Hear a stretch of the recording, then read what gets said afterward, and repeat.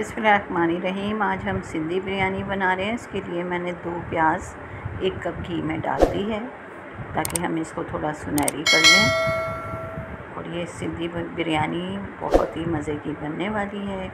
इंशाल्लाह आपको ये रेसिपी भी पसंद आएगी। तो ये प्याज देखिए इस तरह सुनहरी हो गई है। तो ये मैंने बीफ का गोश्त है 1 किलो इसमें डाल दिया। साथ में हम डाल रहे हैं लहसुन अदरक पेस्ट और इसमें डाल रहे हैं 1.5 टेबल स्पून के करीब कुटी हुई मिर्चें, 6 हरी मिर्चें और आधा टीस्पून हल्दी। अब इसमें हम इस गोश्त को बहुत अच्छी तरह से भूनेंगे ताकि इसकी स्मेल जो गोश्त में होती है वो भी ख़त्म हो जाए और इसमें एक जायका बनेगा। फिर हम इसमें डालेंगे दही। इसमें मैंने 1 टीस्पून अदरक भी काट के डाला हुआ है और इसमें भी हम इस गोश्त को अच्छी तरह भूनेंगे। साथ में हम ये बिरयानी का मसाला जो शान का है, सिंधी बिरयानी मसाला, वो डाल दें। ये वाला पैकेट देख लीजिए आप और इसको खूब अच्छी तरह से भून लीजिए क्योंकि भूनना ही असल में खाने का जायका बढ़ाता है।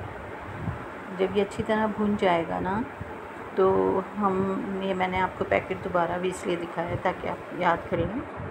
फिर हम इसमें डाल देंगे पानी इतना डालेंगे कि गोश्त गल जाए और जब हाफ़ कुक हो जाएगा गोश्त फिर हम इसमें आलू भी ऐड करेंगे।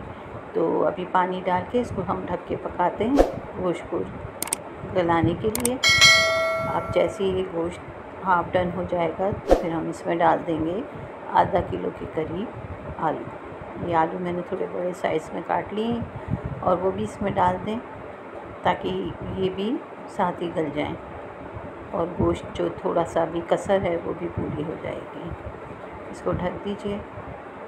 अभी इसमें हम डालते हैं आधा टीस्पून पिसा हुआ घर का गरम मसाला और इसको अच्छी तरह मिक्स कर लें। हमें इसमें ग्रेवी रखनी है, बिल्कुल खुश्क नहीं करना।